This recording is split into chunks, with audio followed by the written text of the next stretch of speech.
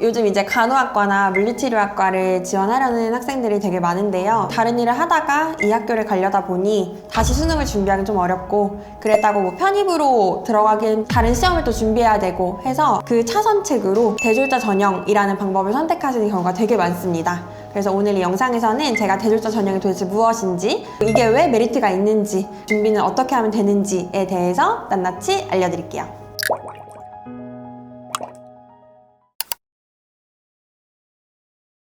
입시 제도 중 하나인데요. 말 그대로 대학 졸업자 조건을 갖춘 사람이 간호학과나 물리치료과가 있는 전문대학교에 신입학할 수 있는 전형이에요. 대학을 들어가려면 막 수능 아니면 수시 이렇게 준비해가지고 지원을 해야 되는데, 이 보건계열을 지원하는 학생들 중에서는 다른 직종에서 뭐 이미 일을 하다가 대학을 가는 경우도 되게 많고, 나이가 좀 들어가지고 다시 보건계열 전문직을 꿈꾸면서 가시려는 분들이 많다 보니까 편입, 대졸자 전형 이렇게 두 가지로 나뉘는데, 편입이라는 거는 중간 학년으로 들어가는 거죠. 내가 3년제 물리치료과를 가려고 한다면 편입이라는 제도로는 2학년 1학기 아니면 3학년 1학기부터 시작을 하는 거고요. 이 대졸자 전형은 1학년으로 신입학을 하는 거예요. 보건계열 특성상 1학년, 2학년 때 배우는 내용 되게 많거든요. 그래서 1학년부터 다시 다녀야겠다, 그래야지만 내가 공부할 내용도 좀 충분히 따라갈 수 있겠다 라고 생각하는 사람들은 중간 학년으로 들어가는 편입이 아닌 이제 1학년으로 들어가는 대졸자 전형을 많이들 선택하시죠.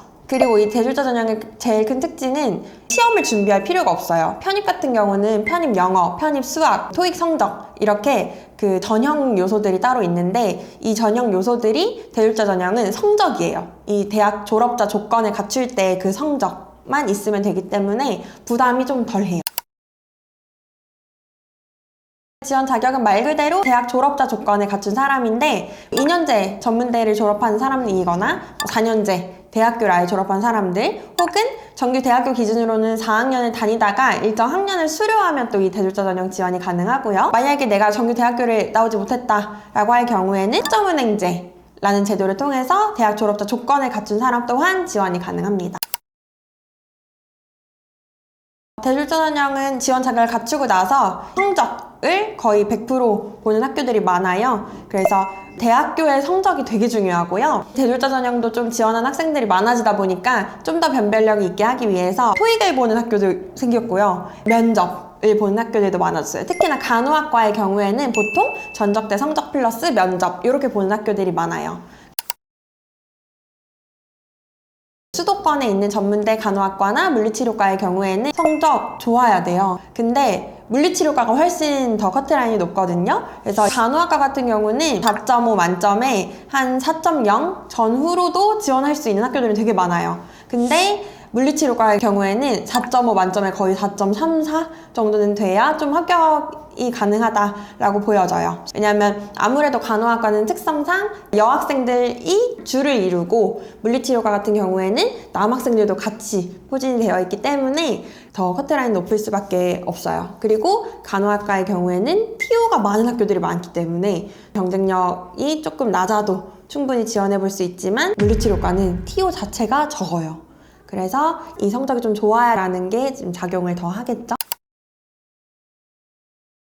대졸자 전형은 이미 대학교를 졸업하고 또 다른 보건대에 가려는 학생들이 정말 많아요. 헬스 트레이너 일을 하다가 물리치료 쪽으로 좀 더 공부를 해보고 싶은데 해서 중간에 대졸자 전형을 지원하려는 학생들도 있고, 간호조무사 일을 해보다가 너무 나랑 적성에 맞는데 간호사와의 차별이 확 느껴진다 해서 간호대를 다시 가려고 준비하시는 분들이 되게 많은데, 이분들은 대학을 졸업한 경우도 많아요. 대학 졸업자면 사실 그걸로 지원해볼 수 있는 조건이 되잖아요. 근데 이때 성적이 낮아서 떨어지거나 혹은 아예 넣어볼 엄두조차 못 내거나 그런 학생들이 좀 있어요. 그런 분들한테는 이제 학점은행제라는 방법을 추천드릴 수밖에 없죠. 단기간에 조건을 다시 만들 수 있는 제도이고, 비용도 저렴하고 직장 다니면서도 가능하고 다 온라인으로 진행이 가능하기 때문에 학점 세탁이라는 명목 하에 진행하시는 분들이 많습니다.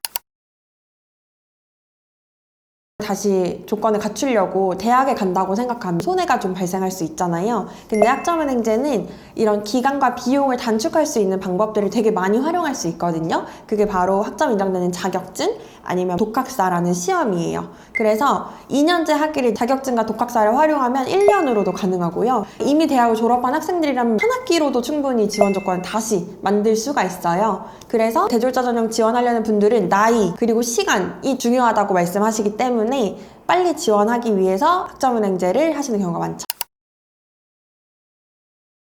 학교마다 이전에 졸업했던 내역이 있다면 이 졸업한 내역까지 성적증명서를 내라는 학교가 있고요. 그냥 최종 학력에 대한 성적만 내라라는 학교가 있기 때문에 목표하는 학교가 어디인지를 먼저 확인하고 지원하려는 학교에 맞는 플랜을 짜드리거든요. 그래서 어떤 경우는 전문대를 이미 졸업했어요. 근데 성적을 이전 것까지 내야 된다고 해서 영학점부터 새로 80학점을 취득해서 지원한 학생이 있었고요. 그리고 어떤 분 같은 경우에는 최종 학력에 대한 것만 내면 된다라고 해서 0부터 36학점인 타전공 전문학사 과정으로 진행한 학생도 있었어요. 그래서 이 부분은 좀 자세한 상담이 필요할 것 같아요.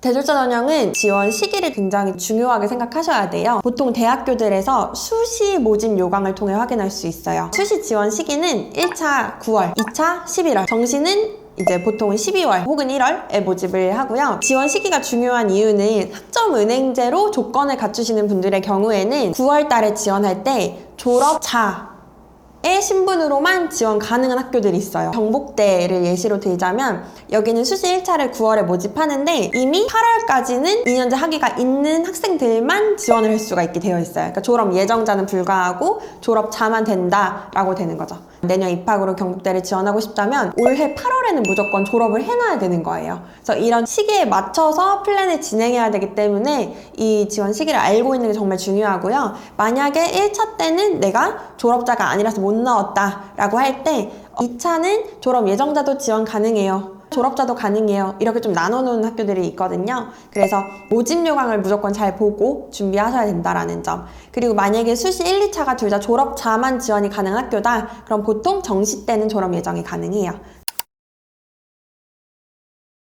대졸자 전형의 경우에는 지원 개수에 제한이 없어요. 그래서 학교를 내가 정말 가고 싶은 학교들 몇 개를 추려본 다음에 그 학교들은 최대한 다 넣어볼 수 있게 하는 게 전 좋을 것 같고요. 전문대는 좀 좋은 점이 뭐냐면 전년도 커트라인을 다 확인하실 수 있어요. 그래서 전년도 커트라인 보고 이 정도의 성적을 난 준비하면 되겠구나 라는 목표를 무조건 잡고 시작하시는 걸 추천드릴게요. 또 다른 점은 간호학과의 경우에는 면접을 보는 학교들이 대부분이에요. 다른 보건계열도 면접을 보는 경우가 많은데 학교 홈페이지에 들어가시면 이전 면접 기출 아니면 면접 예상 문제 이런 거 다 나와 있거든요. 그리고 그거 이외에도 대학백과라는 사이트가 있어요. 학교들마다 면접 후기 같은 거 학생들이 많이 공유하거든요. 그런 정보를 좀 얻으셔서 면접 준비를 따로 해주시는 거를 추천드립니다. 마지막으로는 수시 1차 때 모집 인원이 제일 많거든요. 이 모집 인원 많은 걸 무조건 누리셔야 돼요.